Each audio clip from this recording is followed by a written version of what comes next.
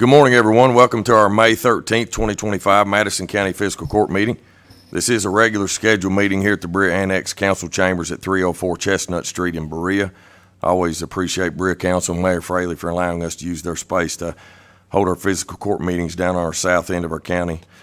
This time, Clerk Barger would like to call this meeting to order. If you will, please call the roll. Master Combs? Here. Master Lockmiller? Here. Master Hughes? Here. Master Botkin? Present. Judge Taylor? Here. At this time, I'd like to invite Brother Randy Calico from Pilot Knob Missionary Baptist Church to come up and lead us in a word of prayer. But before you pray, Randy, if you don't mind, let's have a moment of silence for those that are fallen officers across the United States. Tony, our Chief Deputy in our Sheriff's Department, told me this morning that this week is National Police Week, Tony. And a lot of people get together in D.C. and think about those that have fallen. Think about their families. So let's have a moment of silence for those folks across our country, and then you can lead us in a word of prayer, please. Thank you.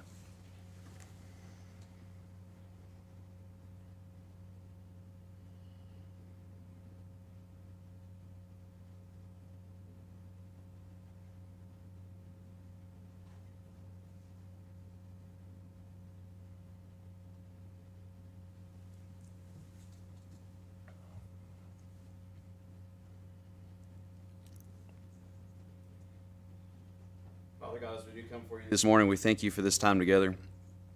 God, as we pause to remember the fallen police officers who have given their lives in the line of duty, and Father, we ask for blessing on their families and comfort and peace, Father, for the ultimate sacrifice that they have given. Father, we ask for protection over our police officers and those who protect and serve in our communities. And Father, we're so grateful for them, Father, and I just pray that you watch over them as we know the dangers. And Father, many times we don't even know the extent of just what they do to protect us, and Father, so that we can live a peaceful life here in our community. So Father, we ask that you bless our police forces, that you'd watch over them as they serve, and we thank you so much for them. Give them wisdom and discernment and guidance, Father. And Father, we just thank you for what they do in our community. And again, be with the families of those who have lost police officers who have died in the line of duty. So please guide and watch over them. God, we thank you for this time together for this fiscal court meeting. I ask, God, that you be with all the men and women who are serving our community. And Father, I pray that you be with this meeting, that Father, that you give wisdom and discernment in the decisions that are to be made. God, we realize that the freedoms that we have here in this nation, God, and I thank you for the freedoms that you've given us, that we can live in a nation, Father, that is governed by representatives of the people, and Father, that focuses on freedom, and Father, being able to make decisions. And God, I pray that we would not take those freedoms for granted. We know that every good and perfect gift comes down from above, from the Father of lights, from whom there is no wavering. And so, God, may we realize that the gifts of freedom and the gifts, the blessings that we have are from you, and that, Father, I pray that we are good stewards of those blessings that you give us. So, Father, I do pray that you be with everything that is discussed. I thank you for, again, this fiscal court, and be with them as they make decisions, that you grant them the wisdom and discernment, Father, as they seek to help to improve and maintain, and Father, that our society would honor you. So Father, help us to build a culture, a county, towns, Father, that glorify you in the culture and the society that we build. We love you, we praise you, we thank you for all that you do for us. Father, we thank you for your son Jesus, in whose name we pray. Amen. Amen. Amen. Thank you, Randy. Sheriff, if you will, lead us in pledge. If everyone will please stand and face our flag. I pledge allegiance to the flag of the United States of America and to the republic for which it stands, one nation, under God, indivisible, with liberty and justice for all. Thank you. Please be seated.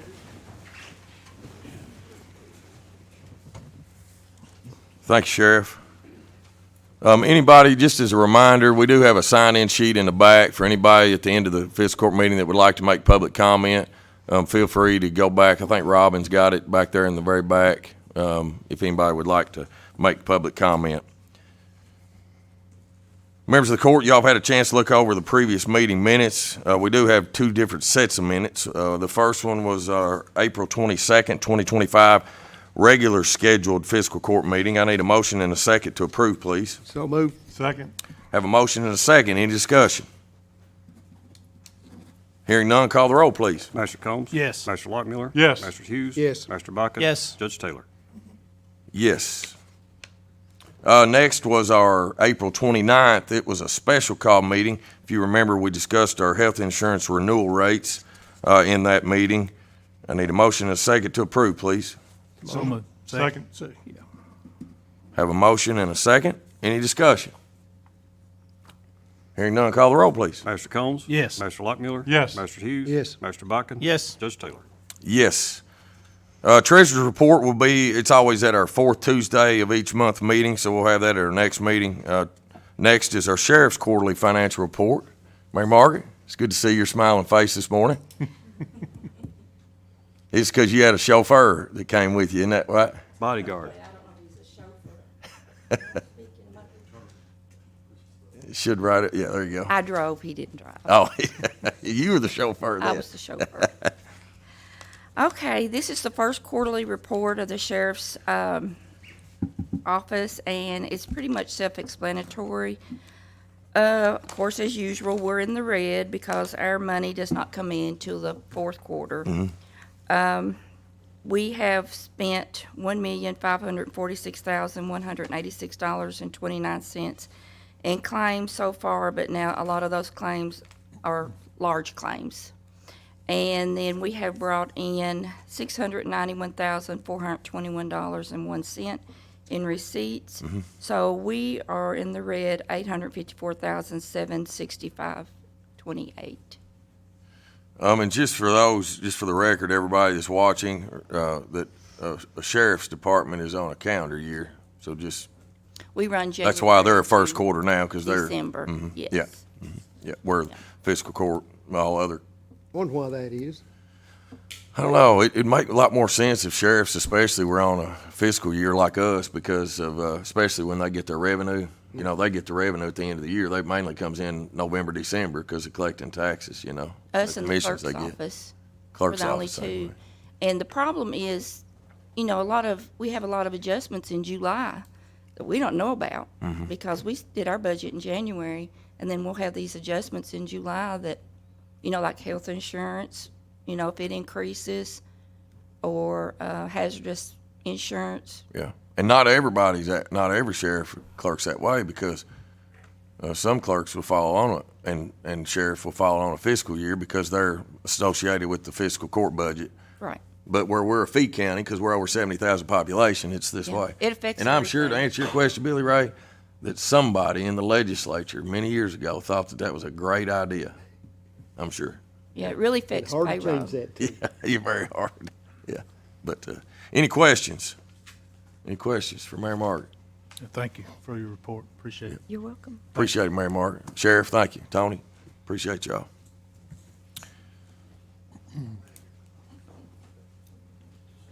All right, moving on to first order of business today is our regional plan update. We have Andy Johnson from Commerce Lexington here with us today. Andy, it's good to morning. see you. Appreciate you coming down. Thank you all for having us. Can you all hear me okay? This is okay. We really do appreciate the opportunity to provide an update to the fiscal court about the regional competitiveness plan. I am joined today with Betsy Dexter. She is leading all of our talent attraction and retention strategies. So I'm going to give the presentation, but if you all have questions, Betsy's here to help answer some of the more specific elements of what we're doing with the talent aspect of the campaign. You're Like good. the I don't lights want down. Like this is. I know this you're getting is, nervous. I've never over had there. this before, so. Hey, we're trying to get the screen okay. on in the back. Okay, for sorry, the- you there we interrupted. go. I We're good. We're Go good. ahead. Great. No, this is Yeah, wonderful. sorry to interrupt you. No, this Yeah, is yeah. lights down. This is wonderful. Well, just as a reminder, this is our 9-county region that we work within. This has been the regional footprint that for many years our economic development professionals have informally worked together across this 9-county region to market Central Kentucky to site selectors and business targets. It's that 30-mile shed for workforce. It makes us more competitive. It's about a 700,000 population. So when we're competing against much larger cities, working as a region has been a tool and an asset that we've been utilizing over the years from a job creation standpoint. We've also worked informally on public policy advocacy at the federal level, at the state level, and then through our leadership programs that the chambers within this region participate in, just to bring awareness to the challenges and the strengths of the region. But this plan is, as you all may remember, this was about trying to be more intentional, to have a strategic focus, to really identify action items that could make our region more competitive and could help each community. Action items that could be mutually beneficial to all of us in our efforts to attract more jobs and people to the region. So this process began in 2021 through 2022 when a group of regional leaders came together to work with two nationally recognized economic development consultants to come up with this plan and this strategy. So as you all may remember too, we did talk about what does it mean to be competitive, and these are some of the categories, the key categories that our region, our communities are being benchmarked against by national site selectors, by business and industry, and even by people when they're trying to think about where do I want to live and work. These are the factors that we're being measured against. So we did look at, and I think this is a good way to lead into the update just for context. When we started this plan and this process, we are continually looking at where our region stands against some of our competitor cities. And so what we're trying to influence are really these two factors, these two takeaways from this chart. The region itself has quality of place strengths. We're right behind Nashville, Tennessee in terms of those assets, but we have some momentum, some economic momentum challenges. When we looked at the data points, our region as a whole was right below the national average in terms of the jobs we were creating, the wages we were paying people, our GDP, what we were producing in the region, and that workforce growth, that prime age workforce growth. We were growing, but we were growing slower than the national average and growing slower than what our businesses needed. And these are those challenges that this plan is supporting and working on. These are things that regional leaders identified and the data supported: shovel-ready land, housing availability, that skilled labor force, increasing our awareness to audiences outside the state, and those investments. In addition to this, these are the strengths that we have that we really want to play up and leverage through these efforts. And these are all quality of place assets: healthcare, location, safety, our schools, cost of living, and all of the wonderful quality of life amenities that we have. This was something that, if you all were at the regional summit in November, Ted Abernathy provided his annual update, and we are closely monitoring our job growth within the region as well as our workforce growth. And so these were the most updated numbers. And what you can see is, as a region, we are growing jobs. We are doing great in this area. But when you look at labor force, we're still not producing enough labor force growth to keep up with the jobs that we're creating. So this is something we've got to keep an eye on and keep developing strategies to retain and attract the skilled workers needed to support our industries. This slide we showed just to remind our stakeholders that when we started this plan, we did surveys into those four markets where we knew we were losing young professionals. And the key takeaway here is just that people do not know, while we know the wonderful things we have here, people on the outside just are not aware of this place as a place to live and work. And so we've really got to do a better job of sharing our story, sharing the jobs that are here, both to internally in the market and externally. And so this really is a process that's been rooted in collaboration. We want this to continue to be rooted in collaboration. Meeting with you all as key stakeholders is really important in this process. We want to continue to get feedback to make sure that this effort is headed in the right direction and is working on things that help each community. And so these are those three measurable goals that we're working on through the plan. Again, it's increasing jobs, wages, GDP to at least the national average. Keeping it there or going beyond that is the focus. And then keeping an eye on our regional labor force and making sure that we are upping those numbers in terms of the number of people we're attracting and retaining. I mean, internally, we've got a goal to try to double that, so trying to hit a mark of 1,500 a year in terms of that growth. And then looking at how we continue to be intentional about our advocacy at the state and federal level to attract investments back for those key projects, those key infrastructure needs. So these are the 7 action items. And then the way that we divide these internally are talent and workforce, economic development, and then policy advocacy.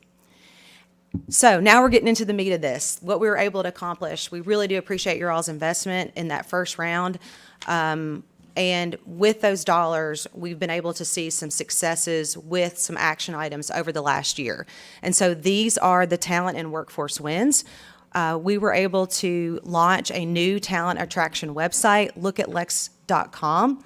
Betsy has been spearheading this initiative along with DCI, a national firm, and Kismet Marketing to really make this a site, a digital front door for the region. It's got 30 pages of content about living, working, and playing in the 9-county region, and your community is profiled on this website.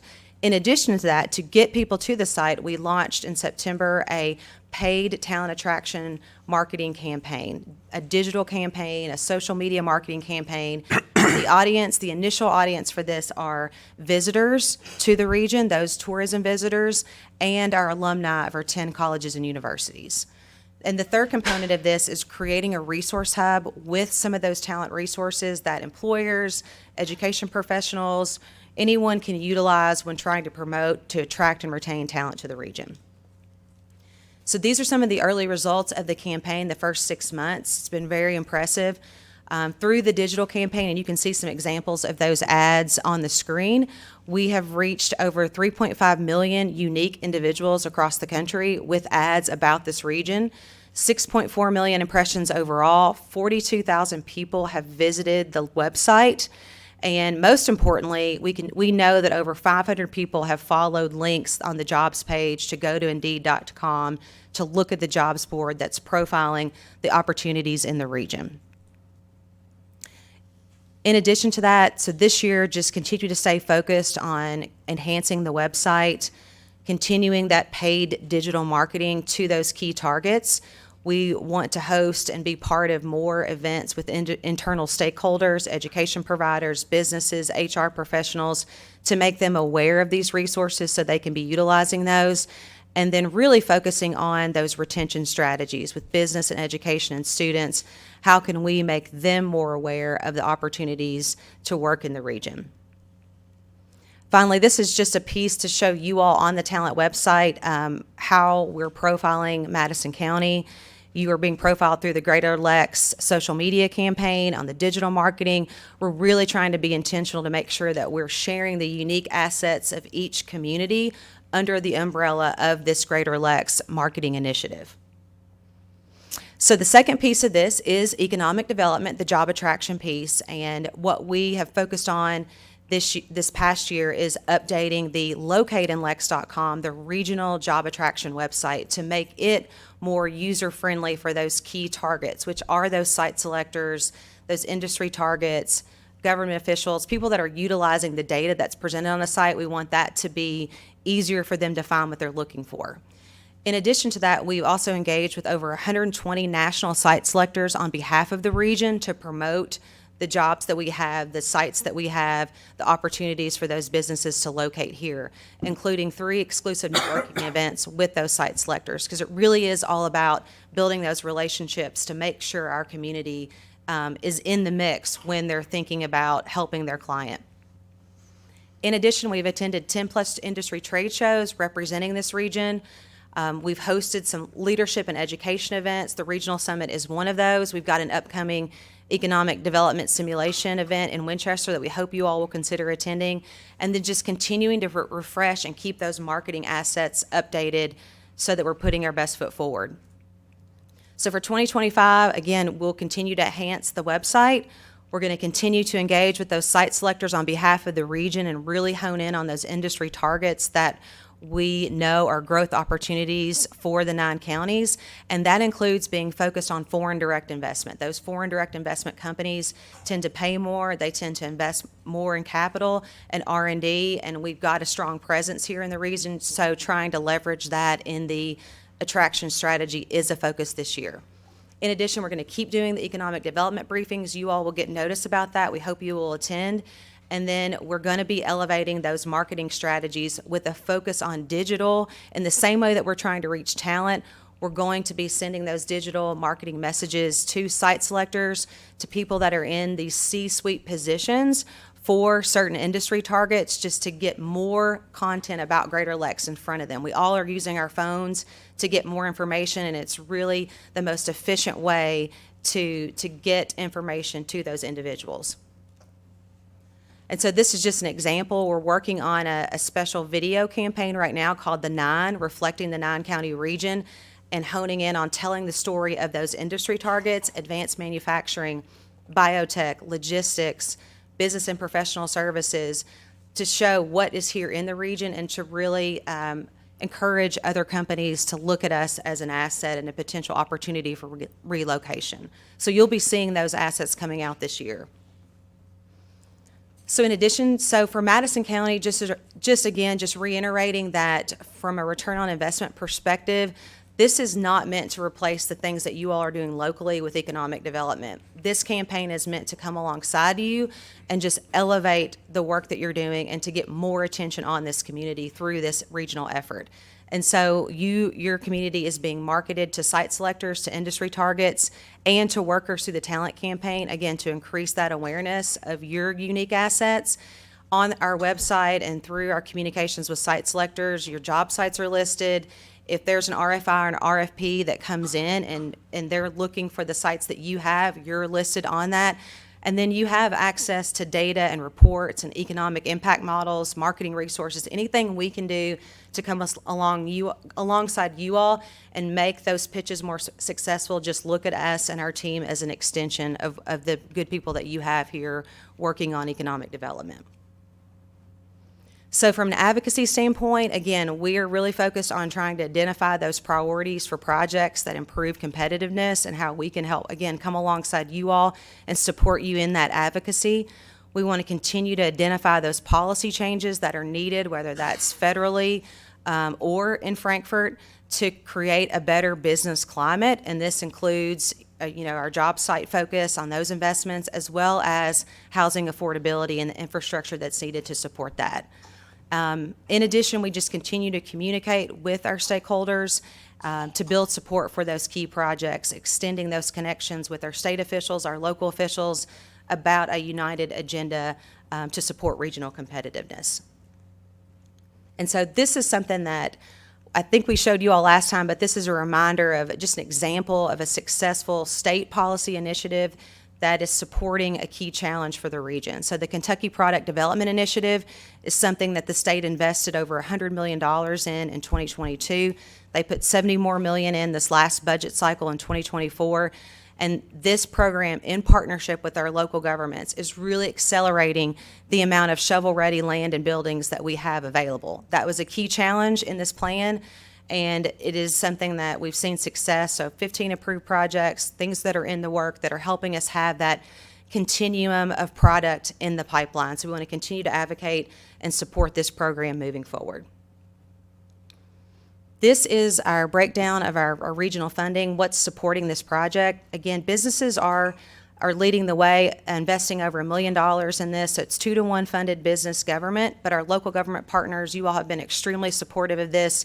Nearly $600,000 an investment in this first round from our local government partners following that dollar per person ratio. And this is the list of the governments that are in or in process. And so you can see the majority of the governments in the region have been extremely supportive of this effort.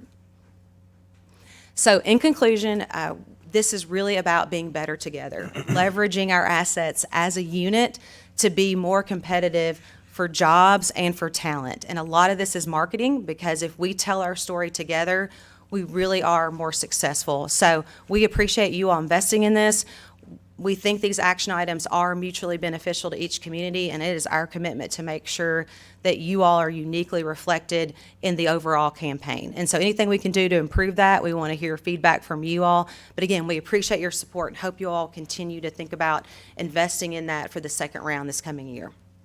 And we're going to try to show a short video, if that's okay, because it does bring to life some of these assets than me just talking about it.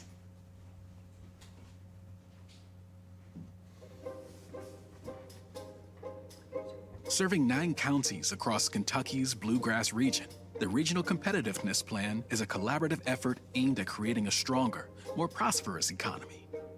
public and private sector leaders are joining forces on key initiatives to make the region more competitive for jobs and talent. Despite Central Kentucky's exceptional quality of life, there are key challenges slowing economic momentum. Some of these challenges include increasing job creation and wage growth to the national average, attracting skilled workers to meet growing industry needs, developing more build-ready sites for business, addressing housing affordability, and boosting awareness of the region as a great place to live and work. Leaders prioritize measurable goals and action items across economic development, workforce, and policy. One of the initial successes of this plan is the creation of a regional brand, Greater Lex, which is a best practice in economic development marketing. The brand establishes a unique identity for the region, unites messaging around jobs and quality of life, and elevates regional awareness with key audiences. Another major milestone is the launch of lookatlex.com, a new talent attraction website that serves as a one-stop resource for prospective workers. The site contains over 30 pages of content centered around living, working, and playing in Greater Lexington, including a regional interactive map, cost of living calculator, regional jobs board, and key industry profiles. Additionally, our first ever digital and social media talent attraction marketing campaign is promoting the region as an exceptional place to live and work. The first phase of the campaign is targeting alumni of Greater Lexus colleges and universities, as well as regional visitors, with the goal of increasing the local talent pool for employers. We've also refreshed our regional job attraction website, locatinlexington.com. With a modernized user experience, the site features vital data for site selectors and business prospects, highlighting location and workforce advantages, incentives, and available job sites. Through strategic outreach and messaging, we continue to strengthen connections with national site selectors and key industries, opening doors for new investment and job opportunities in Greater Lexington. Education and advocacy also remain top priorities, with new economic development education events and policy outreach in Frankfurt and Washington, D.C. We continue to advocate for increased investment in critical infrastructure, housing, workforce, and business climate solutions. Financially supported by both business and government leaders, the Regional Competitiveness Plan receives a total annual investment of $1.6 million. Commerce Lexington is proud to collaborate with regional partners to drive these key initiatives forward and strengthen our regional economy. There is power in collaboration. We are better together.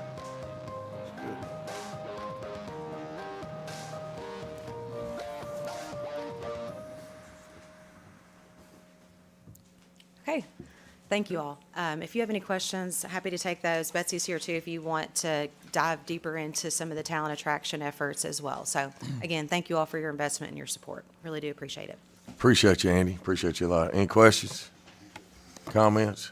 I just want to say thank you all for what you do. I think a lot of people don't understand that economic development is intentional. It's not something that just happens. I think a lot of people think that companies come here and they're just driving down the interstate and they see a piece of land and say, all right, that's where we want to be. And that's not how it works. I mean, you have to go after it. You have to recruit. You have to, tell people what you have in order for them to come to your community. So thank you all for all that you do and for what you do for this community. So appreciate it. Yes, I want to say thank you. We're happy to be a part of the group and look forward to working together in the future, at least from my perspective. Thank you. Anyone else? Appreciate you, Andy. Thank y'all. Thank you very Appreciate y'all much. being here. Thank you. Good work. All right, next, first reading of ordinance 2025-005, Madison County Animal Control Ordinance. And I believe our very own Sissy's up here today. Hello, I have the summary of ordinance number 2025-005.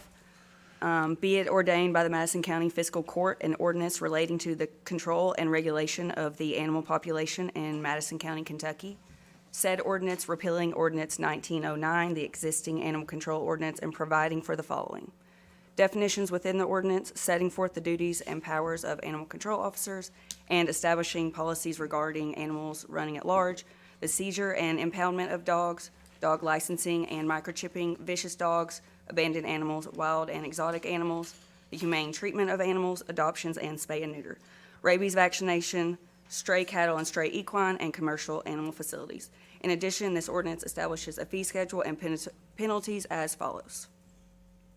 Section 17, penalties. In addition to these penalties set forth in KRS 258-990 and other applicable law, any person failing to comply with the requirements set forth in this ordinance may be fined in an amount not less than $25 nor more than $250 for each violation. Each day a violation continues constitutes a new and separate offense. Section 20, fee schedule. Fees imposed by this ordinance shall be set forth in Exhibit A and shall be subject to modification by subsequent action of the Madison County Fiscal Court. The full text of this ordinance is available for examination in the Madison County Judge Executive's Office, 135 West Irvine Street, 3rd floor, Richmond, Kentucky, 40475, or at the following URL, madisoncountyky.gov/public-notices/. Do you all have any questions? Thank you, Sissy. Yeah, I haven't looked at the 19 ordinance, and I was just wondering what the difference is between this ordinance and the previous one. The major changes we are making, KRS allows us the independence to dictate our running at large laws and our licensing laws. So we're updating that to enforce animals running at large, and this isn't so that we can drive around and just pick up stray animals. This is so that we can intervene with nuisance animals that are continuing to cause problems in our communities and for our citizens. And then for the licensing, we are offering an alternative to that, as in microchipping, and that's going to be so that we can continue to identify animals, and that will offer a substitution, but they still can choose to license if they do not want to implant their animal with a microchip. I know this first reading, I don't have a problem past first reading, but I would like a little bit more detail. You know, a lot of times you have ordinance, you have the old ordinance superimposed over the new one, where I can really, instead of having to hunt and peck through, try to find the difference, see exactly what. See the difference, yep. Master Hughes, would you like us to send you 1909? Yeah, but I like for it to be superimposed, so I don't have to read two of them at the same time. See, but I would take the 1909. I mean, if that's the best we can do, I'd do that. Okay, we'll see if we can't. I think we had a number of meetings where we had several drafts and revisions, so I don't know that there's one version that has all the red line changes in one document, because we circulated it several times when we were making changes in different rounds of So changes. there's a lot of changes to it then. A lot of it was just updating maybe things that need to be cleaned up in the old one that weren't substantive changes, the way things were numbered, updating language that maybe there was a typo here or there, making sure language was consistent with KRS. But the substantive changes were really the running at large and cleaning that up and making sure we had a procedure for dealing with animals that were causing problems. There's a statutory structure and criminal penalties and financial penalties associated with animals who bite human beings. It's a little less clear, and there's a little less structure if an animal's damaging your property or other animal, your own animals. So it gave a mechanism to be able to address those situations where it wasn't so clear for our animal control officers what to do when they get these calls over and over, this dog's on my property. By the time they get there, the dog's no longer running at large, but a chicken's dead or whatever the case may be. So that was the major substantive change, and then adding in the microchipping. But for the most part, the rest of it was just sort of cleaning up the structure, making sure everything read more clearly and was a little more streamlined. Yeah, and animal control, that's a hot button issue with a lot of folks on both sides. We did make several changes to the fee schedule as well, just due to cost of services, what we're putting into these animals, and that reflects the new adoption price and of that nature. So Yeah. that was another change we made in this as well. And I think one of the other changes in the fee structure was if there are multiple instances, if my dog gets out once and gets picked up and there's a return to owner fee or fee associated with that, the second time it happens, the fee's a little higher. The third time it happens, there's an escalated scale of the fee that's charged for an owner whose animal gets out over and over and over, and animal control's having to deal with that. Yep. You've identified the problem, and it's not the animal. Correct. No, I think it's great that the job you all are doing, very proud of your efforts and your leadership and with the animal shelter, and to bring this to current is a good thing. There are so many things that we deal with that are way past when. Yep. And I think, in fact, Billy Ray was talking about one of those earlier about who made this law or whatever. So I just appreciate everything you're doing, and bringing it up to current standards is an absolute necessity. So thank you. Yeah, I think that what we're imposing reflects similar to the counties that surround us. So we're not going above anything that they're expecting. So I think that our community would be happy with these changes. I wouldn't have thought otherwise. All right. Any other questions? This is the first reading, so we won't vote on the first reading, but we have heard it here today. If any citizen would like to make a, if any citizen would like to make a public comment, please feel free to email the comment to comments@madisoncountyky.gov. A draft copy of this ordinance will be available on our website at www.madisoncountyky.gov under the Government tab, Transparency Public Notices. So this is a first reading. We will have our second reading at our next court. Is that the plan? Next court, second reading. Okay. Thank you all very much. Thanks, Sissy. Good job. I think, Sissy, was that your first time? Yeah. You did great. Yeah, I'm proud of you. That's good. Thank you. And when I say that, for those that don't understand, that's her first time presenting to the fiscal court. So she's doing great stuff. Bert. Not my first time. It's not your first time. First reading of ordinance 2025-006. It's land use change for 70.27 acres on College Hill Road So an ordinance. / Fike Road is what. Ordinance 2025-006, an ordinance of the Madison County Fiscal Court, Kentucky, approving the zone change of 70.27 acres on College Hill Road and Fike Road in Waco, Kentucky, and authorizing the amendment of the official zoning map of Madison County, Kentucky. Whereas the hereinafter described land is located in Madison County, Kentucky, and whereas the Madison County Planning Commission held a public hearing on Tuesday, March 18th, 2025, to consider a land use change request application from R7 and C7 agriculture to UC1 single-family residential. Upon presentation by the applicant and with a public comment, findings of fact were made by the Planning Commission as described in their summary of evidence, findings of fact, and recommendations to the fiscal court attached hereto and made a part hereof for all purposes. There's a quite lengthy list of findings of fact there. You also have a copy of that in your recommendation. I'd be happy to answer any questions about those if you have them. And whereas the Madison County Planning Commission, upon hearing testimony, made a motion and voted to recommend to the Madison County Fiscal Court to approve the land use change request from R7 and C7 to UC1. And whereas the Madison County Fiscal Court has reviewed said findings and recommendations of the Madison County Planning Commission, and being otherwise sufficiently advised, and does hereby adopt the findings of fact made thereby. Now therefore be it ordained and enacted by the Fiscal Court of the County of Madison, Commonwealth of Kentucky, that the land use classification of the following described property be changed by this ordinance from R7 and C7 to a UC1 classification. Section 1 contains a legal description of the property.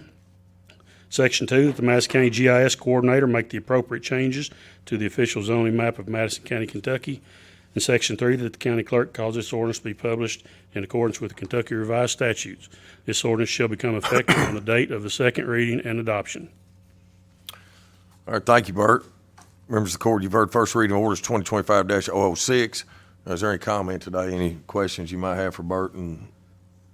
Yeah, I want to add a few facts too. This is not the first time this piece of property has been brought before the fiscal court for a zone change. The Planning Commission approved this piece of property the first time in August of 2022, which is no surprise there because it seemed like Planning Commission, they approve everything. I just threw that out there. That's not a fact. That's just my opinion. And then it was turned down. This particular piece of property was turned down by the fiscal court in September of 2022. The property owner then sued the fiscal court for turning down the recommendation of the Planning Commission. As an interesting side note, the property owner that sued the fiscal court was appointed to the Planning Commission by this fiscal court a couple of months ago. But anyway, the circuit court ruled in favor of Madison County Fiscal Court. They upheld the fiscal court's denial of the zone change request. They said this right here: a zone change request that complies with the comprehensive plan or meets the criteria does not automatically mean the zone request must be granted. The fiscal court still has discretion in reviewing and in determining each zone change application. The governing body is given authority to decide each application on its own merits and its impact on the community. There is no specific magic formula which is applied to the determination of each zone change request. The administrative body must comply with all statutory requirements and KRS.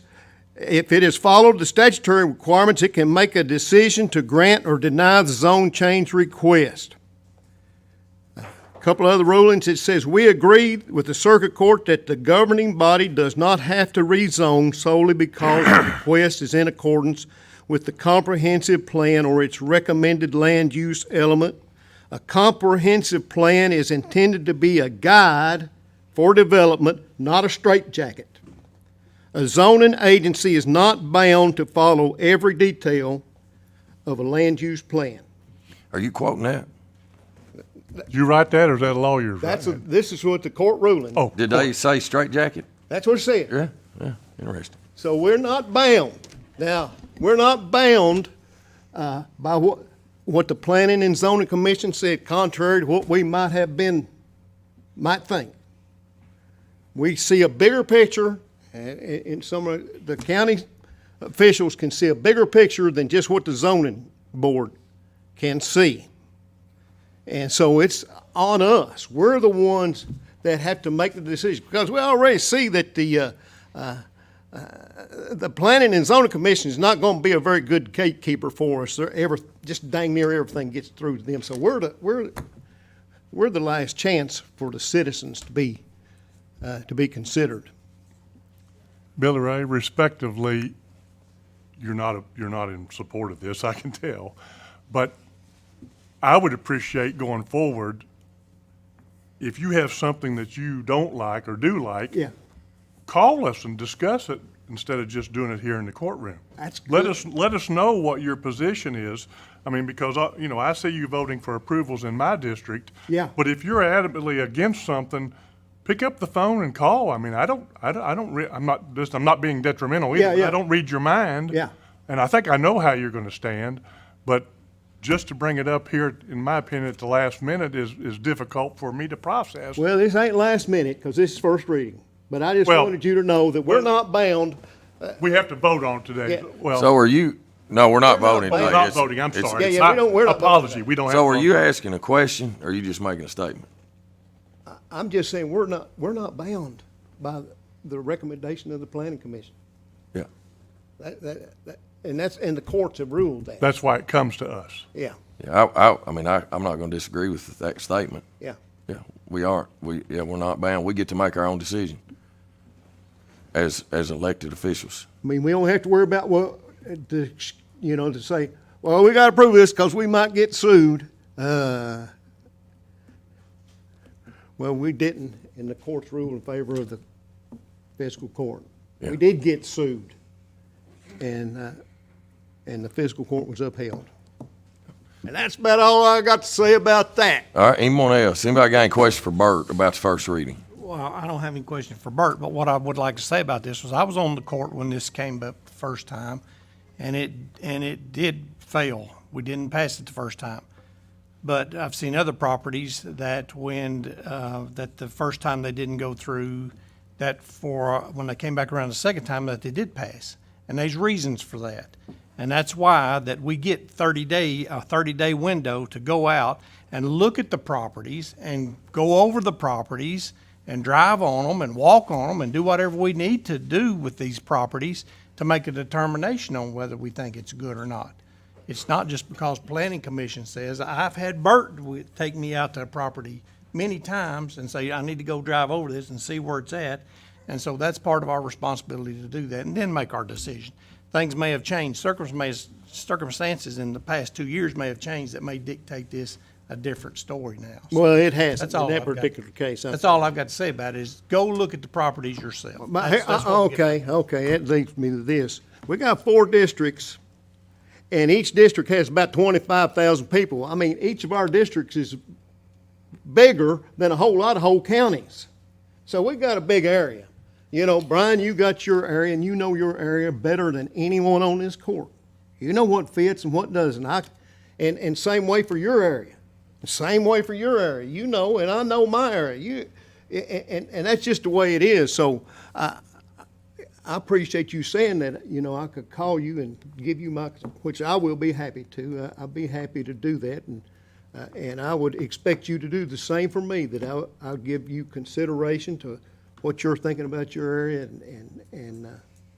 But, you know, it's hard for you to come driving up College Hill Road or Fike Road and say, yeah, I think that'll fit here. You don't live there. You don't know it like I do.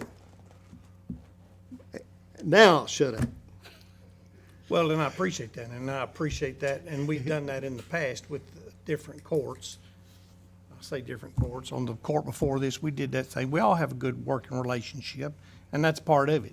But I'm still going to the property myself, and Well, I'm that's going to look, okay. That's and fine. I'm going to look at it and make a determination from what I see. That's good too. But I do appreciate the input for it. Anybody else? All right, this is the first reading of ordinance 2025-006. It is first reading, we'll not vote. We did hear it for the first time today. For any citizen that would like to make public comment, please feel free to email the comment to comments@madisoncountyky.gov. A draft copy of this ordinance will be available on our website at www.madisoncountyky.gov under the government tab, Transparency Public Notice. So we will have a second reading at the next fiscal court meeting, which will be in our new fiscal court room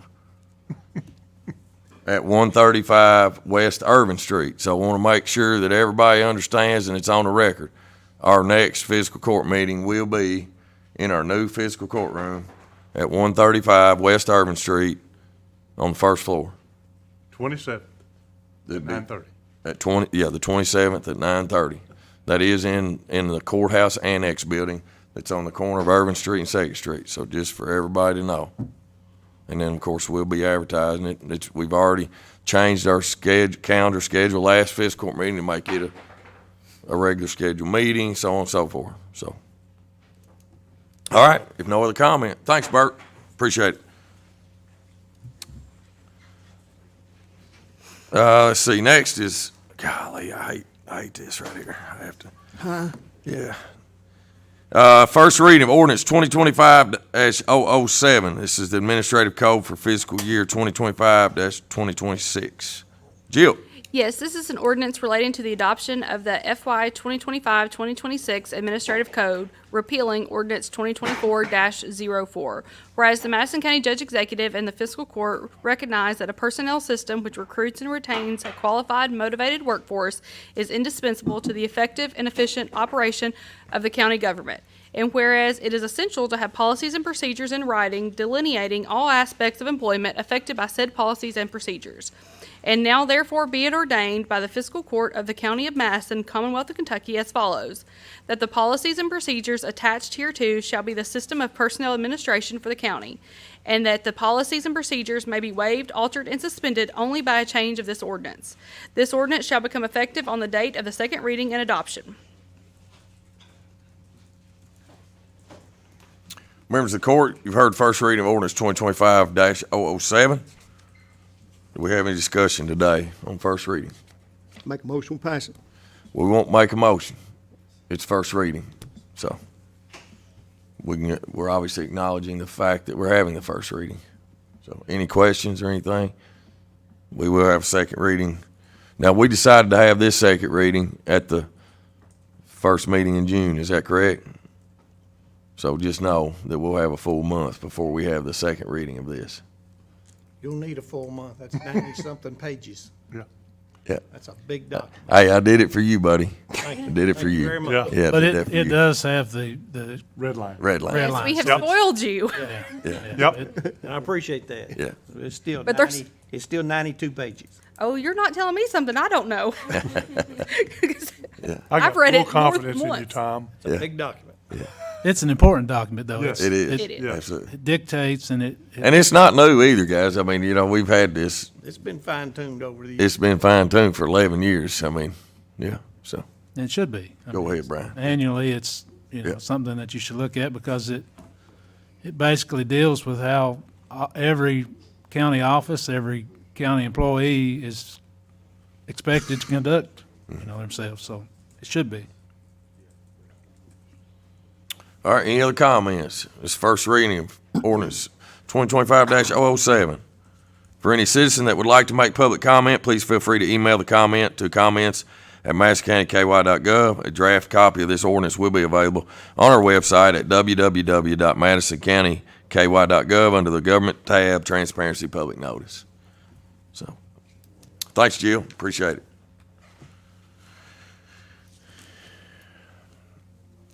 Next is Resolution 2025-036. This is Madison County Clerk's motor vehicle and boat bills claim. Kenny, you gonna read today? Yes, sir. A resolution authorizing payment to the Madison County Clerk's Office claims for circulation of motor vehicle and boat bills for 2025. Whereas the Department of Revenue certifies the total number of motor vehicle and boat accounts in Madison County, Kentucky are 106,671 as of January 1st, 2025.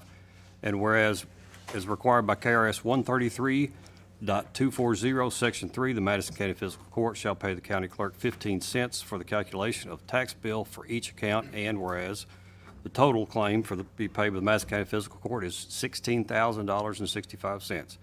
Now, therefore, be it resolved, the Fiscal Court does hereby approve the resolution and authorizes the county judge or his designee to execute the same on behalf of the county. Man, I'm glad mine aren't long. Motion Thank approved you, Ken. resolution 2025-36, Judge. Second. All right, I have a motion to approve Resolution 2025-036. Any discussion? Keep them cards and letters coming. I will say that, Kenny, several years ago, we talked about, how this was kind of in line with our population. Yep. But I'm not going to say our population's 106,000, but it's getting Our higher. population's higher than what you think it is. Yeah. How's the postal service doing these days?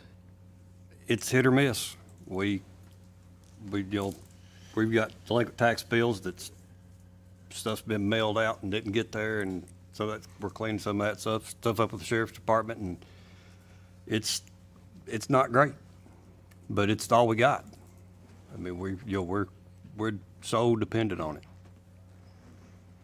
But we just remind people that, not getting a card in the mail doesn't give you any grounds to not pay the bill. Daggone it. That's statute. That's what the Revenue Department says so. Yeah. But yeah, I think we're growing faster than what we realize. With the new CABIS database we've got, the numbers look too high to me, but it's 75 to 100 a month average people moving from out of state. Not people from moving within Kentucky to Madison County, but people moving from out of state here. Which you all probably see in the sheriff's office too, because you have to inspect all out-of-state vehicles, don't you, Sheriff? It's all day long, every day. Yeah. You can hear conversations at the counter where now you need to go to the sheriff's department and get an inspection. Well, that's an out-of-state coming in. Yeah. So we're working with, we're going to work that data down a little bit we trust it some more, but Jill asked us for that kind of stuff. And because of the new database, we can record that and give it out. But I think we're going a lot faster than what we realize. Yeah, it's good. Good. All right, members of the court, you've heard Resolution 2025-036. We have a motion and a second to approve. Any other comments, questions? All right, hearing none, call the roll, please. Master Biken? Yes. Master Combs? Yes. Master Lockmuller? Yes. Master Hughes? Yes. Judge Taylor? Yes. Thank you, Kenny. Appreciate it. Next, Resolution 2025-037. This is proposed discontinuance of county road maintenance for a portion of Courage Road. Scott. Morning. A Morning, resolution approving the proposed discontinuance of county road maintenance for a portion of Courage Road in Waco, Kentucky.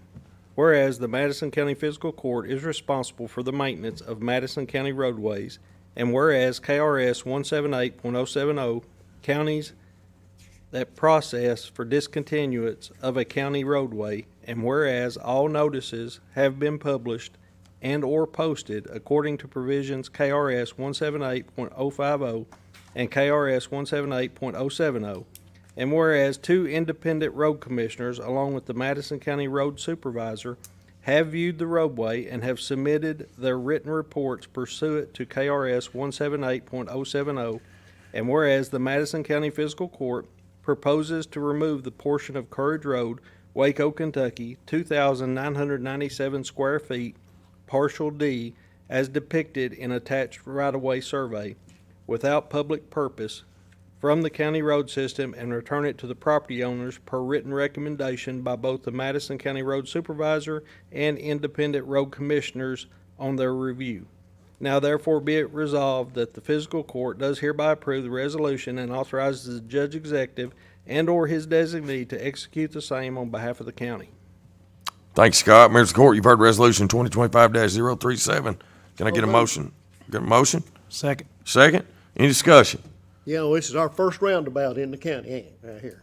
It's not actually a roundabout, but it's close. It's a cul-de-sac. It looks like a roundabout, doesn't it? Yeah, Turned out really nice. yeah.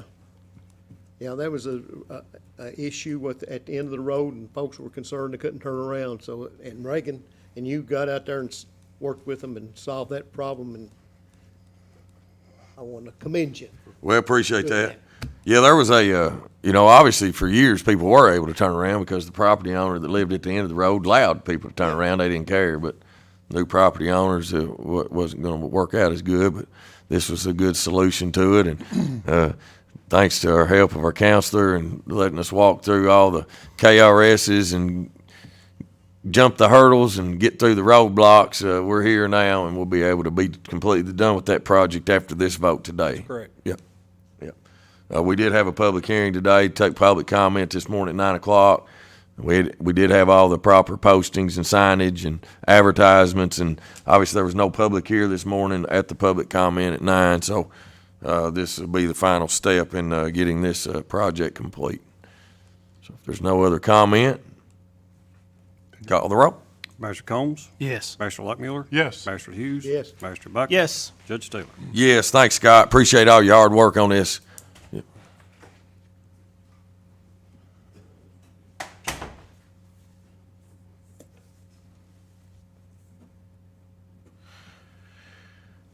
Let's see, Resolution 2025-038. This is a purchase of conducted energy weapons for the Madison County Detention Center bid award. Larry, Yes, sir. are you going to read this today? I'll be happy to. Appreciate you, man.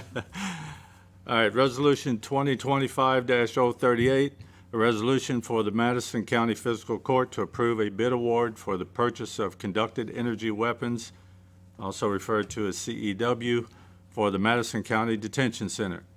Whereas the Madison County Fiscal Court is required to approve all bids for projects in accordance with the Administrative Code, and whereas the bids were needed for the purchase of new CEW for the Madison County Detention Center due to the discontinuance of the tasers currently being used, and whereas the bid notice was properly posted and one bid was received, opened, and reviewed by the Madison County Detention Center staff, and whereas the Madison County Jailer and his team wish to award the bid for CEW to Axon Enterprise Incorporated in the amount of $48,096 for a 60-month term, which will consist of 5 annual payments of $9,619.20. Now therefore be it resolved that the Fiscal Court does hereby approve this resolution and authorizes the Judge Executive and/or his designee to negotiate and execute contracts on behalf of the county. Thanks, Larry. Appreciate it. Members of the court, you've heard Resolution 2025-038. Make a motion to approve. Second.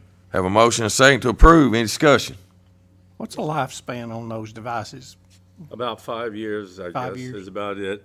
And this, the ones that we currently have are being phased out by Axon, so you can't even get cartridges for those anymore. They're phasing those out.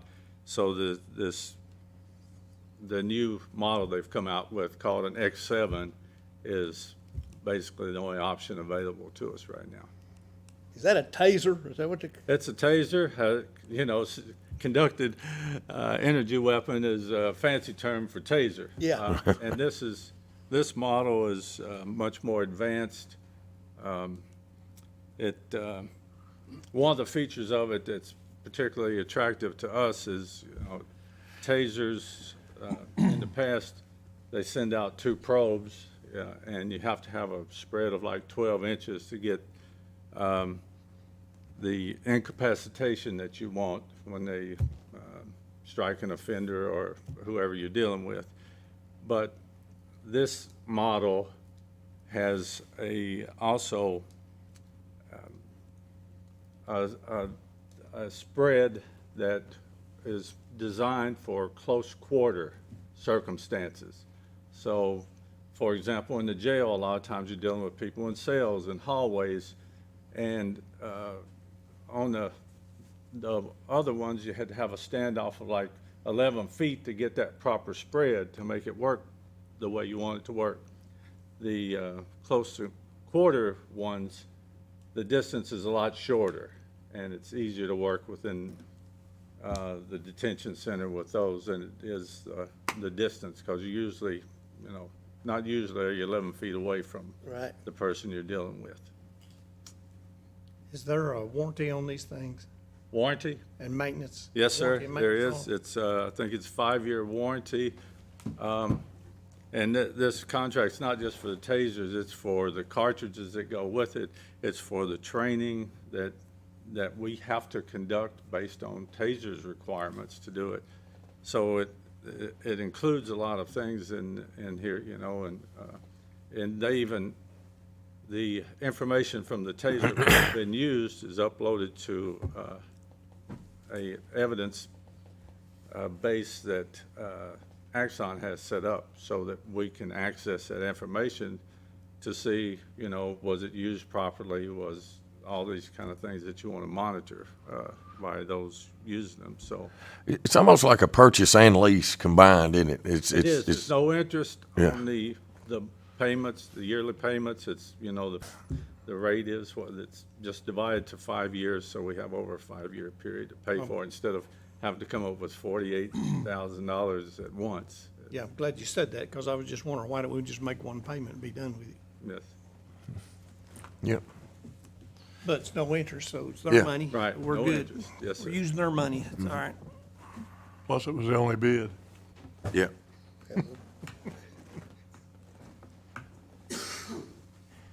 Anyone else? Any comments? Members of the court, you've heard Resolution 2025-038. We do have a motion and a second to approve. Hearing none, call the roll, please. Master Lockmuller? Yes. Master Hughes? Yes. Master Buckin? Yes. Master Combs? Yes. Judge Taylor? Yes. Thank you. Thanks, Larry.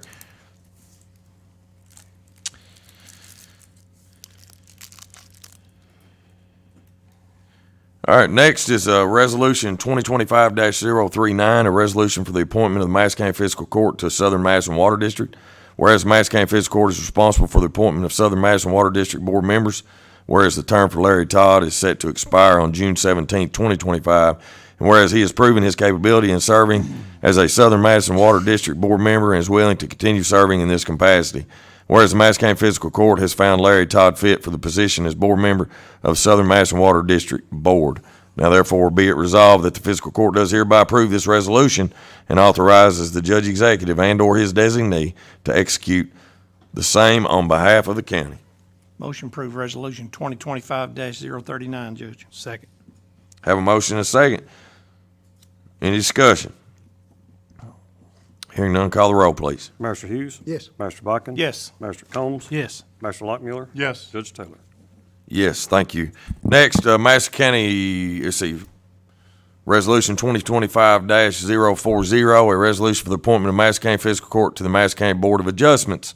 Whereas the Madison County Fiscal Court is responsible for the appointment of Madison County Board of Adjustments members, and whereas the current term for Keith Park is set to expire June 20th, 2025, and whereas he has proven his capability in serving as a Board of Adjustments board member and is willing to continue serving in this capacity. And whereas the Madison County Fiscal Court has found Keith Park fit for the positions as Board of Adjustments member. Now therefore be it resolved that the Fiscal Court does hereby approve this resolution and authorize the judge executive and/or his designee to execute same on behalf of the county. So move. Second. Have a motion and a second to approve Resolution 2025-040. Any more discussion? Any discussion? Hearing none, call the roll, please. Master Bucking? Yes. Master Combs? Yes. Master Lockmuller? Yes. Master Hughes? Yes. Judge Taylor? Yes. Next, Resolution 2025-041, a resolution for the appointment of Madison County Fiscal Court to the Madison County Board of Adjustments, whereas Madison County Fiscal Court is responsible for the appointment of Madison County Board of Adjustments members, whereas the current term for Keith Weaver is set to expire June 30th, 2025, and whereas he has proven his capability in serving as a Board of Adjustments board member and is willing to continue serving in this capacity, and whereas the Madison County Fiscal Court has found Keith Weaver fit for the position as Board of Adjustments member. Now therefore be it resolved that the Fiscal Court does hereby approve this resolution and authorize the Judge Executive and/or his designee to execute the same on behalf of the county. So moved. Second. Have a motion and a second. Any discussion? I just want to say, again, Judge, always thankful for those that are willing to serve on all these boards and give of their time and to make their community better. Agree, buddy. Thank you for the comments. Anyone else? Hearing none, call the roll, please. Master Combs? Yes. Master Lockmuller? Yes. Master Hughes? Yes. Master Bucking? Yes. Judge Taylor? Yes.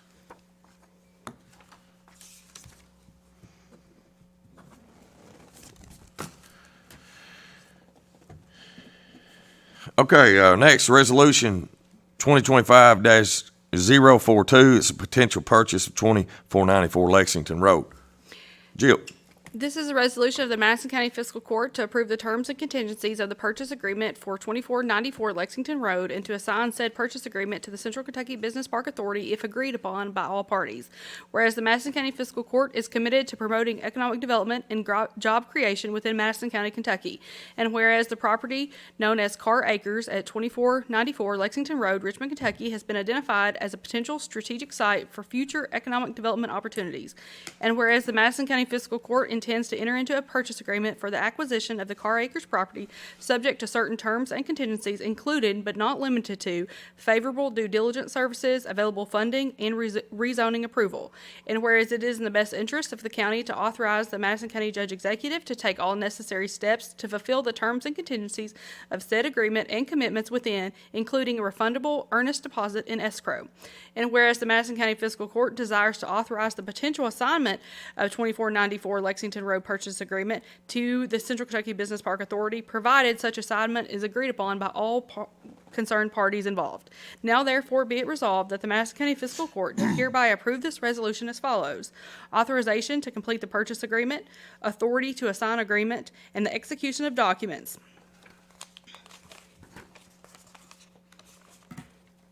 The authority granted herein is subject to compliance with all applicable laws, regulations, county policies, and the Judge Executive shall report to the Fiscal Court on any material actions taken pursuant to this resolution. Thank you, Jill. Members of the court, you've heard Resolution 2025-042. What's the pleasure of the court, please? Make a motion. Second. Have a motion and a second. Any discussion? Pretty big deal. It is. It's a good deal. Yeah, it's a good deal. Yeah. Any questions? Hearing none, call the roll, please. Master Lockmuller? Yes. Master Hughes? Yes. Master Bucking? Yes. Master Combs? Yes. Judge Taylor? Yes. And there's a lot of work ahead of us. Yeah. A lot of work ahead of us, but it's all good stuff. Next, Resolution 2025-042 is a potential, nope, sorry. Reading the wrong line. I guess I need to put these on, huh? Resolution 2025-043, this is a due diligence service bid award. This is a resolution of the Madison County Fiscal Court approving a bid award for due diligence services. Whereas Madison County Fiscal Court is required to approve of all bids in accordance with the Administrative Code and KRS 424.260. And whereas the Madison County Fiscal Court, in collaboration with MWM Consulting LLC for economic development purposes, placed this project out to bid. And whereas the bid notice was properly posted and all 9 bids have been opened and reviewed. And whereas the Madison County Fiscal Court and MWM Consulting recommend awarding the bid to Bayer Becker and Spencer Land Surveying for due diligence services at 2494 Lexington Road in Richmond, Kentucky, which was the lowest bid received. Now therefore be it resolved that the Fiscal Court does hereby approve this resolution and authorizes the judge executive and/or his designee to negotiate and execute contracts as may be required for the furtherance of this above referenced project on behalf of the county. Thank you, Jill. Members of the court, you've heard Resolution 2025-043. What's the pleasure of the court? Make a motion. Second. Have a motion and second to approve Resolution 2025-043. Any comments? So I just want to say, Judge, I appreciate you and Jill answering my questions about that, especially the payment portion of it, and got that all cleared up. So thank you very much. Appreciate it. We also have Lucas Witt with us here today. Lucas obviously is with MWM Consulting, is our consulting firm for economic development, and had Lucas come down. If you have any questions about next steps, probably wouldn't hurt, Lucas, if you don't mind. You know this world pretty well, just to kind of maybe just sort of give a Overview. future plan, I guess, a little bit of like kind of next steps, just so they'll have some Yeah, sure. concept and idea of what those are. First, I would say congratulations on taking this step. It's a big deal, and it's an important deal, and I would argue probably one of the more exciting deals in Central Kentucky, considering the size and the location, right? So with that being said, it's far from over. There's a lot of strategy put into how the deal was put together, and also the timeline that's associated with the purchase agreement. All you're doing right now is committing to take the next step to literally do due diligence, right? So that's what today is about, and that's the work that we put into to prepare you to do that. So what we'll do next is just that. We'll do the due diligence, right? So that will be a significant amount of engineering work, which was the purpose of your decision that you just made on hiring a firm to help. And I want to go on record, this is obviously a big property that's a great piece of land. So a lot of engineering firms responded to that RFQ, and a lot of good firms, right? I mean, I think you really had a plethora of really good options here, and came down to choosing one firm that we believe will do a really, really good job to help. So really the next step is to confirm if this property is suitable for what we think it is suitable for, which is large economic development opportunities. When I say large, that doesn't mean one big project, right? It likely means a lot of several smaller to medium to large size projects, right? So that's what this process would do for us. It also, if there's anything, I say wrong with the property, that's what we're supposed to find out now, right? Before the acquisition happens. And then also, really, really important to take the next, several months to help find funding mechanisms for the county and any other potential partners that would be part of this deal to help offset your expenses, right? And that's not only with the purchase, but that's also with due diligence. So we're working on some of those funding mechanisms right now for you, and we'll have more to report on as we get into it, especially after today's approval. So I'm happy to answer any specific questions that you might have. Is this, the vision on this, that the judge and or the regional group or you might have on it, Lucas, is it land ready? Is the land ready yet? No. Will it be a land ready development? Yeah, I mean, I think, Steve, it's a large piece of property, right? And so I would signal that it will take cost to get it more land ready, I guess is what I would say. Yeah. So I wouldn't say a company would be ready to put a shovel in the ground tomorrow, but that's what we're going to get it ready to be marketed as, with funding mechanisms that we hope to obtain. Yeah, and right? that was really my question. Yep. Is that we could potentially get some funding from State, sources, federal sources, federal, whatever, and then that would help us go into getting the property more ready That's than correct. it is today. That's correct. For consideration of who it might be. That's correct. Okay. Yep. Absolutely. That's the importance of this due diligence too. I think we're on a timeline of August, September, having some of those.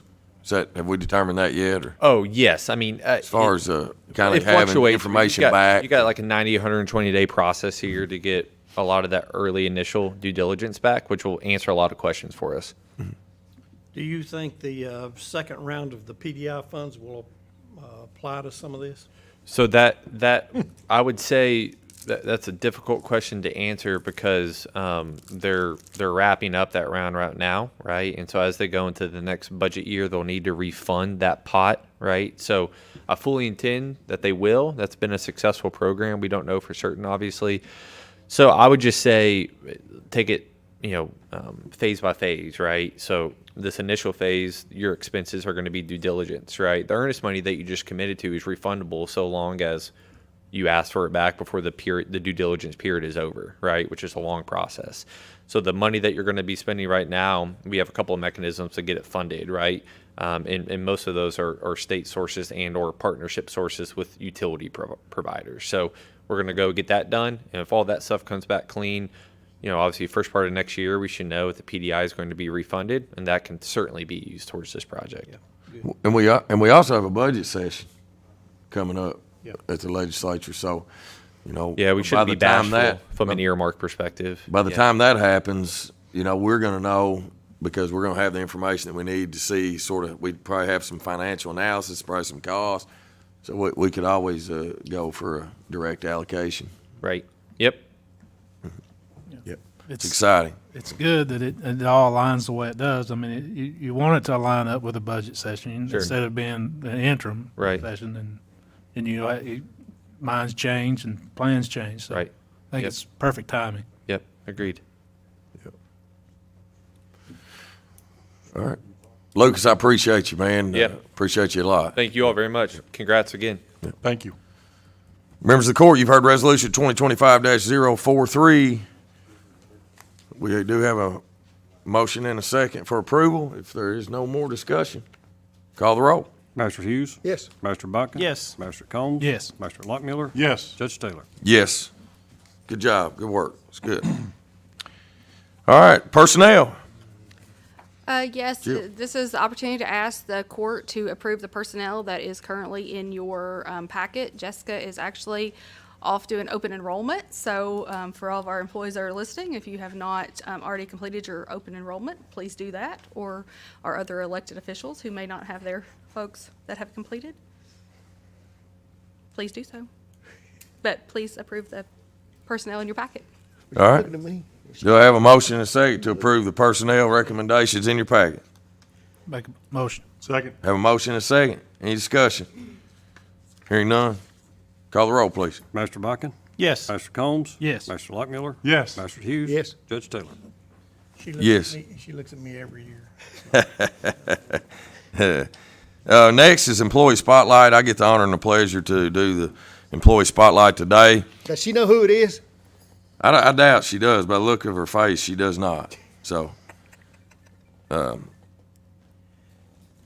Sarah, this is what a colleague had put in, and of course, all of our comments on this portal obviously are anonymous, so you don't know who actually did, and so anybody can go in and say a nice comment about a colleague, a coworker, whoever it is. So this is what a colleague said. Sarah is a caring and diligent employee with unwavering loyalty to her county and her team. She is dedicated to her career and to bettering Madison County. Sarah exemplifies the definition of teamwork and leadership as she dives in whenever she is needed without hesitation. She is the first to tell you if she doesn't know how to do something or have the answer to your question. Sarah always has a smile on her face and a positive outlook. She is a joy to work with, and every fiscal court should be so lucky to have a county treasurer like ours. Amen. So, Congratulations. yeah. So she is. Absolutely. And I think there was a couple actually that came in on the portal, Jill. I think this was kind of a mixture of both of those comments kind of put together. So it wasn't just actually one. So Sarah, I appreciate you. Appreciate you a bunch. Thank you very much. Yes. And it came at a good time because y'all got your budgets sent to you in your email. I think it was actually April 30th is when you got them, but we were supposed to give them by KRS, give them to you by May 1st. And so it came at a good time. Those comments came at a good time. So next is judge's report. Real quick, make a few announcements. I want to give out two citizen shout outs to Arlene Wilson and Wilma Smith. I want to thank them for taking the time out of their busy schedule to clean out the fence row at Battlefield Golf Course.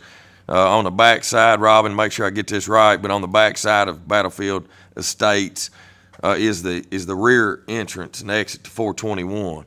And there's some drainage stuff there along the fence that gets growed up, and there's a culvert that goes under 421. It's a state culvert, and those two ladies got out there and cleaned that up, and so just wanted to give them a shout out. We appreciate their efforts in making Madison County better. So, Tom, those are in your district. I don't necessarily know them, but you might. But if you see them, as Arlene Wilson and Wilma Smith, we appreciate dedicated citizens. Kentucky River Foothills is accepting applications for the Spring Subsidy Cooling Program through Low Income Energy Assistance Program, also known as LIHEAP. You might have heard that as LIHEAP before, is the acronym. Applications will be accepted through May 30th, 2025, or until funds are depleted. Visit www.foothills, it's with a S, it's plural, foothillscap.org for more information. A reminder that the courthouse dedication will be held on May 23rd. That's Friday. That'll be 2 Fridays from today. Friday, May 23rd, 2025 at 10 a.m. at the courthouse. Everyone is welcome to attend. I do want to say as well is that for some reason that it's going to rain, we will move it inside. But right now the plan, and I hope everybody's prayer and fingers crossed is that we're going to have good weather because we do have a wonderful program, and I feel like that there'll be a lot in attendance. You know, a renovation to your courthouse only comes around about every 60 plus years. You know, I think that was the last time we had one. So really proud of it, and I hope you all are too, and I hope people will come out and join us. Join us for our last, I'll say, town hall meeting for a while. We just completed our third one this past week. We have our last one in District 3, Billy Ray's district. It'll be at the fairgrounds on Thursday, May 29th at 5:30 p.m. Again, our town hall meeting will be 5:30 p.m. on Thursday, May 29th at Madison County Fairgrounds. This event is open to the public for community discussion. And I hope weather's nice there. They have that little kind of pavilion. It's like a carport. I hope we can have it outside right there. I think that'd be nice in the open air. If not, then Alfred Winkler, president of the Fair Board, has said that we could obviously go in one of the buildings there. So visit our website at www.madisoncountyky.gov/community events to see a list of some of the events happening throughout our community. If you have an event you would like to feature on this page, simply click on the Submit an Event button and complete the form.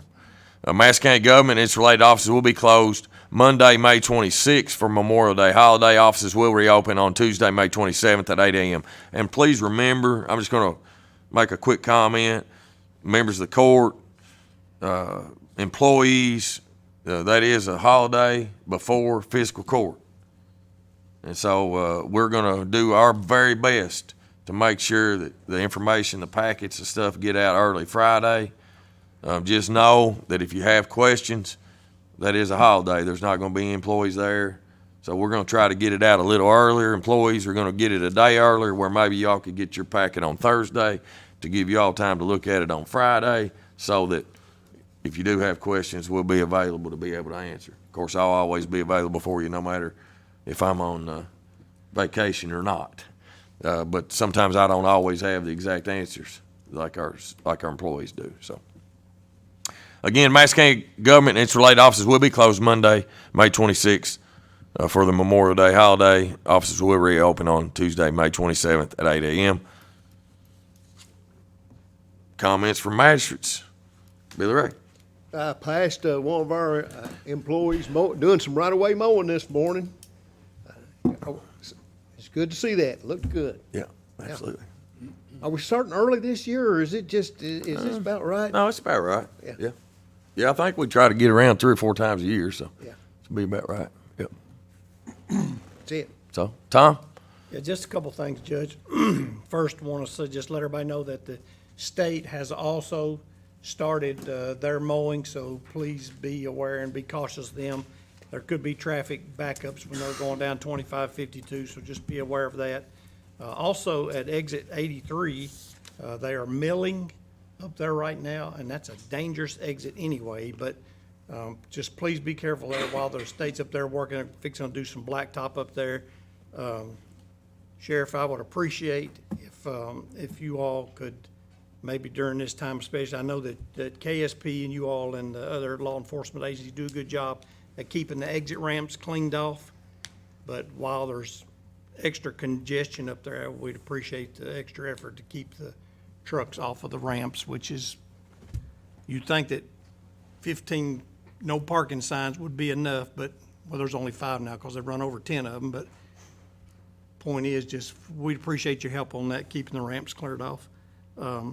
This is, was said earlier, but it is Police Week, and we certainly want to thank our Sheriff's Department and our members of the Sheriff's Department, our deputies, everything they do. I've said this a million times. I see them in public all the time. It's a reflection on the sheriff. It's a reflection on you. They always look great. Our cruisers look great. They're very professional anytime I've had any encounter with them, and we certainly appreciate that. Same thing for RPD, BPD, KSP, all those guys. They all do a great job. I want to kind of highlight the 83 exit because there was an accident over there this morning. And so, again, to my point, it's just and unfortunately, it involves some cruisers. So it's dangerous. I don't care who's over there. It's just dangerous. So please be careful around that exit right now. And Judge, thank you for bringing it up. Was it ours? But there might be, Sarah's probably not been, and Wendy maybe, but there's probably not a person in this room that's sitting back here. It's our employees that I haven't called while they were on vacation or they were doing something. And I certainly appreciate, I don't mean to do that, but I appreciate you all picking up the phone and responding and taking care. Look at Chris. Chris is nodding. He knows I've done it before, but we really appreciate that. I mean, I don't mean to do that, but you're always available. Yes, he does. For that information, and thank you very much for that. I really appreciate. I personally really appreciate that. Amen corner over there. It is, yeah. Well, sometimes you don't. Sometimes you forget they're on vacation too. I mean, you know, you call them and you hear seagulls chirping in the background or something. You know, I call them on holidays, Yeah. vacation. I mean, they always answer, and I certainly appreciate that. Judge, if anybody needs me, they can reach me at 200-9765. Thanks, Tom. Brian. I just have one announcement. The Berea Chamber has an open house and ribbon cutting ceremony today up at the toll building. Okay. Between 2 and 4. So if you have a chance to get up there and That's the new Berea City. Yeah. Tourism building or something, isn't it? yeah, they have, it's an event center. Okay. They gonna have anything to eat? They do. It says on here, light refreshments. So I'm sure that they'll have a little bit, but if you can get a chance to go up and. What time is that? Say it again. 2 to 4. 2 to 4. 2 to Okay. 4 today. Thanks. Other than that, Judge, just glad to be here. Yeah, glad you're here, buddy. Just want to thank our county employees again and congratulate Sarah. Well deserved, and I'm done. Thank you, buddy. Appreciate it. Short and sweet. I think sometimes you graze over because you're so proud of everybody, but I think it is warranted. I don't mean to go back up, but you know, at Courage Road, I think sometimes we glance over stuff a little bit. And I know the road department gets a lot of accolades, just the nature of what they do and the service that they provide throughout our county. But that is something that should be 100% recognized when we self-perform those jobs. You know, the road department went in there and they did all the clearing of the trees. They went in and rearranged drainage and put in culverts and fencing. And man, when we can do that stuff and self-perform it without having to sub it out, for one, subbing it out, you ultimately, obviously, you got to follow procurement. So sometimes if it gets over a certain amount, you'd have to bid it out. Slows the process down. And so just sometimes I think we take for granted how really good and qualified the skills of some of those guys and gals in the road department, whether it be office people or the ones out there digging a ditch. But I'm just proud of them and thankful that we have a road crew like that. So We take our equipment and things for granted too, and the fact that Scott and others previous have been able to buy equipment as we go along. I was talking to a county clerk the other day who was telling me that their county didn't even have a backhoe. So, Wow. I mean, you know, those things that we take for granted because we've got a good road department down there, and they do take care of it. Yeah. But that's just, and this court, I mean, the court's invested, to your point, Tom, invested a lot into having good equipment and stuff. So So, and we didn't do it overnight. You've just done it little by little by little. So it's good. It's good stuff. All right, Kenny, do you have anything? No, sir. Yep. Sheriff? Yes, I'd just like to bring the attention to the court that I've never been so proud of a facility as that new courthouse. It's excellent, super nice. Yeah. And I just want to commend this court and AOC for the measures they took for the security of it. We've been overcrowded for the last 2.5 years with our court security personnel operating out of our sheriff's office, where they've been having offices in the other courtrooms, or courthouses. But we moved them last week. It's very secure. It's a beautiful building, beautiful on the outside. All Madison County residents should be very proud. Yeah. And we're looking forward to providing the security, which is going to be made a lot simpler. There's 64 cameras that we're going to have somebody monitoring each day for the courthouse and the outside of the courthouse. So I think it's going to be a very safe, beautiful, beautiful place. Y'all did a great job. Yeah. Thank you. Appreciate you, Sheriff. Appreciate your kind words, comments. Larry, you good? Counselor? I don't have any. You have anything? All right. Department heads, anybody need to address the court today? Seeing none. We don't have any public comment today. All right. I need a motion to pay the claims and approve the transfers. So moved. Second. Motion and second to pay the claims, approve the transfers. Any discussion? Hearing none, call the roll. Mr. Combs? Yes. Mr. Lockmiller? Yes. Mr. Hughes? Yes. Mr. Bucking? Yes. Judge Taylor? Yes. Next meeting is May 27th, 2025. That will be in Richmond at our 135 West Irvin Street. It'll be on the first floor in our new fiscal courtroom. Very excited about having our own home again, you know. And it's turned out really good.